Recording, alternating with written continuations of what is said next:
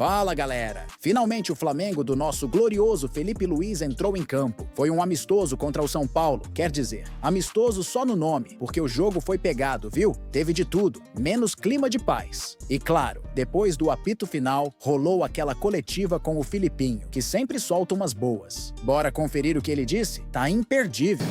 Boa noite, Felipe. Tudo bem? Eu queria que você fizesse pra gente um balanço dessa pré-temporada do Flamengo, desses dias aqui nos Estados Unidos, né? Como é que foi para você, para a comissão técnica, com o grupo? E depois do jogo, muita gente falou assim, acabou a pré-temporada do Flamengo. E foram poucos dias. Acabou a pré-temporada do Flamengo? Até quando, para você, vai a pré-temporada do Flamengo? Boa noite. Bom, a pré-temporada foi muito boa. Esses primeiros 8 dias de treino que a gente teve, ou 8 sessões de treino que a gente teve, obviamente que as pré-temporadas duram mais, não acabou ainda a pré-temporada pra gente. Os jogadores não estão na plena forma física, ainda não estão preparados para jogar 90 minutos, obviamente. Mas foi muito boa. Eu acredito muito que juntar o grupo, fechar eles no lugar mais isolado, criam-se relações novas, relações socioafetivas.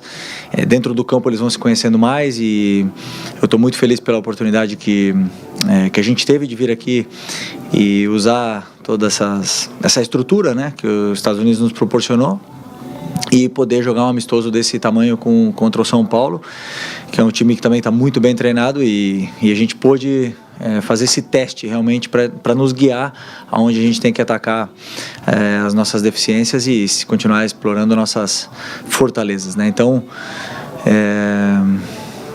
esse é o balanço. Ainda temos aí pelo menos, acho que são 2 semanas até a final, então mais a semana que vem ainda para usar como pré-temporada para chegar na final o melhor possível fisicamente. Felipe, boa noite, boa tarde, né? Aqui. A gente viu um Flamengo no primeiro tempo que chegou, né? Apesar de ser pré-temporada, a gente teve a chance com o Charlie, teve a chance também com o Eric Pulgar. Eu queria falar justamente dessa chance do Eric Pulgar. Há um pedido seu para que eles arrisquem mais de fora da área, que a gente percebia que o Flamengo de 2024, assim vamos dizer até perto ali de outubro, novembro, ele não chutava muito de fora da área. E a gente, quando começa a ver o trabalho do Felipe Luiz, começa a ver o Flamengo tendo assim essas oportunidades que arrisca mais de fora da área. E foi quase o gol ali do Eric Pulgar. Eu penso que temos que tentar explorar as melhores características que o jogador tem, né? O Eric tem um chute muito forte, muito potente. Tem outros jogadores que não chutam tanto, que não gostam de chutar, que preferem passar. E nós temos que tentar explorar outros jogadores que são mais de velocidade e tem boa finalização também. Então eu sempre tento encorajar eles a poderem explorar essas características e o chute do Eric é uma delas. Fico feliz que ele tenha arriscado, né? Mas obviamente que precisamos melhorar nesse nosso terço final que tenho certeza que nós vamos conseguir melhorar até essa final.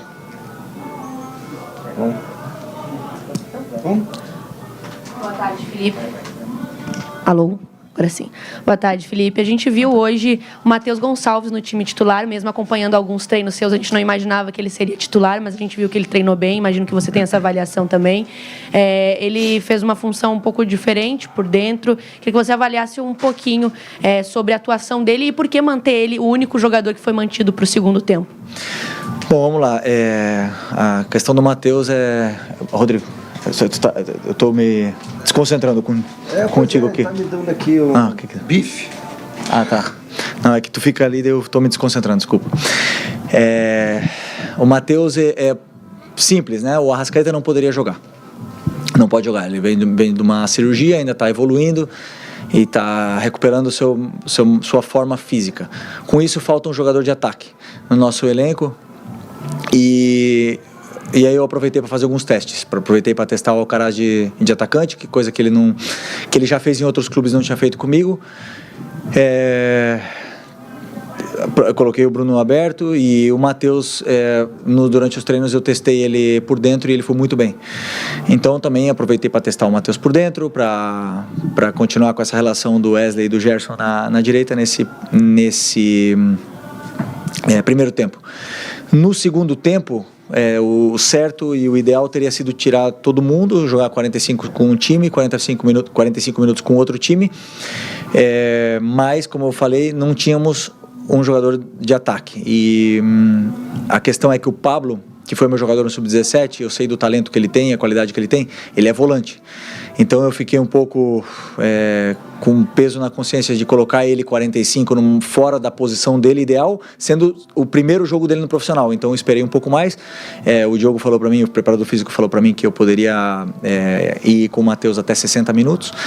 Então eu segurei ele um pouco para deixar o Pablo jogar fora de posição, e ainda assim entrou e fez um grande jogo. E aproveitei também para continuar fazendo testes, tentei colocar o Michel por dentro, o Plata de atacante.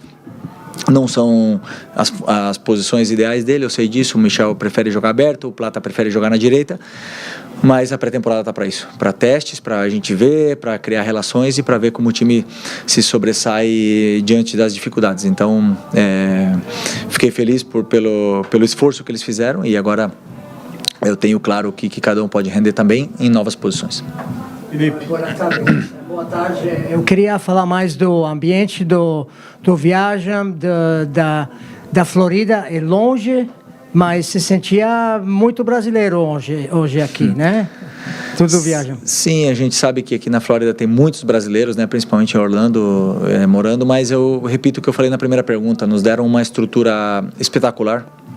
A Universidade de Gainesville nos recebeu muito bem, fomos muito bem tratados, nos deram um campo espetacular para treinar, um ambiente, uma academia, toda a estrutura e a facilidade para a gente poder ter uma boa pré-temporada. Então, acredito que tenha sido uma experiência muito boa. Depois, jogar na frente dos nossos torcedores aqui sempre é um prazer imenso. Felipe, se a gente analisar o primeiro jogo do Flamengo do ano passado para o primeiro desse ano, que inclusive foi aqui nos Estados Unidos, eu estava nos dois e acredito que hoje o Flamengo apresentou uma superioridade muito grande. É bem verdade que também você já vinha na sequência do time. Você estava falando sobre o ataque, e aí o que acontece é o seguinte, até eu mesmo estou na dúvida. Você tem dúvidas de como vai montar o ataque titular do Flamengo para a sequência da temporada, ou você já tem uma coisa na tua cabeça e está aguardando que todos possam estar juntos? Como é que você está pensando essa situação específica do ataque do Flamengo? Não, eu não tenho dúvidas enquanto ao ataque. Temos a chegada do Juninho, que é o nosso atacante. É um atacante com as características que o modelo de jogo pede. E ele vai nos ajudar muito, vai elevar o nível do elenco, vai elevar a cultura de treino, um jogador com muita ambição. E tem outros jogadores que podem também jogar de atacante até o Pedro poder voltar, né? Que a gente sabe do talento e da qualidade e da importância que tem o Pedro para o nosso time. Mas o Bruno Henrique pode jogar aí também, e já fez essa função muitas vezes. A gente pode jogar com dois atacantes. É um ataque que tem muita variação tática. Posso botar o Gerson aberto, posso botar o Plata aberto, o Luiz Araújo aberto, Matheus Gonçalves. Eu tenho 4 jogadores de pé esquerdo que podem jogar abertos na direita, podem jogar por dentro. Então, com essas peças eu vou ajustando e fazendo o plano de jogo em cima de cada adversário que venha pela frente. Mas eu não tenho nenhuma dúvida do que eu quero e eu espero para cada posição e função dentro da equipe. Felipe, boa tarde. Boa tarde. Ainda nessa questão do ataque, eu queria que se você pudesse explicar um pouquinho mais a questão do Bruno Henrique. A gente esperava ver o Bruno mais por dentro hoje, a gente viu ele mais aberto pelo lado esquerdo, uma função que ele também já desempenhou. Mas o que você pensa especificamente para o Bruno Henrique nesse time do Flamengo, que a gente sabe que não tem hoje o Pedro machucado, o Juninho está chegando ainda, esses dois são referências, mas o Bruno é um cara que a gente imagina ali mais como esse falso 9, ou então nesse esquema com 2 atacantes. Não, o Bruno não é falso 9, é um jogador de profundidade, um jogador rápido, de ataque ao espaço. Então, o que eu penso para ele é assim, a posição ideal dele é aberto, né, como ele se sente mais confortável, mas é um jogador que joga por dentro, rendeu muito, o melhor momento dele, um dos melhores momentos dele no clube foi em 2019, onde ele jogou muito por dentro, né, com 2 atacantes. E explorar essa característica que ele tem O meu pensamento é esse, para ele explorar essa característica que ele tem de ataque ao espaço e finalização e gol. É um jogador com muitos números e que é de suma importância para a nossa equipe. Felipe, tudo bem? Conrado aqui da ESPN. Grande parte da tua carreira como jogador você fez na Europa, em que você tem um calendário mais claro. Quanto para você ainda é confuso ou maluco saber que você tem um time jogando lá e você está comandando um outro time aqui, à medida em que o Flamengo ou outros clubes querem globalizar, internacionalizar a marca, é impossível porque você tem que cumprir o estadual. Quanto para você pessoalmente é estranho isso? Não, eu penso no que é melhor para a equipe sempre, né? Então, eu não vivo pensando em tudo, eu sempre faço um planejamento, olho meus jogadores, olho a tática, o sistema e penso em ganhar o jogo que venha pela frente. A gente sabe da importância que tem cada competição e o que temos que fazer para chegar bem até elas, né? Então, o Carioca, ele é um campeonato importante, porque basicamente assim, não tem importância até que você não ganha. Quando você não ganha, essa cadeira aqui pode ficar vazia, né? Então a gente sabe disso, como treinador eu sei disso, mas eu também sei que eu não vou, digamos, hipotecar minha equipe para toda a temporada por causa do estadual. Então é importante que a equipe do Sub-20 comece essa competição, que tenha os jogadores que possam se desenvolver e depois a gente pega novamente para poder até mesmo completar a pré-temporada, né? E continuar fazendo esses jogos. Mas claro que para frente vão vir muitos clássicos, são jogos intensos, jogos até de uma agressividade muito grande, mas eu tenho um elenco muito qualificado e qualificado o suficiente para poder ir chegando nas fases do Carioca sem hipotecar a temporada toda, que essa temporada vamos ter 80 jogos. Okay. Felipe, boa tarde. Boa tarde. Boa tarde. Você acabou de elogiar um jovem que você colocou em campo, que já conhecia do Sub-17, e hoje a equipe teve muitos jovens, né? Alguns já vieram desde o primeiro momento, outros chegaram durante a preparação. O Carbone jogou hoje, o Cleiton jogou hoje. São jogadores que já tinham esse ambiente profissional, mas ganharam minutagem. Então eu queria que você fizesse uma avaliação desses jovens e até se a partir daí você também consegue encontrar soluções, né? O Flamengo está no mercado, procura zagueiro, procura volante, mas você também dando rodagem para esses meninos, pode ser que em algum momento eles também sejam as soluções que o clube precisa, que você precisa também, né?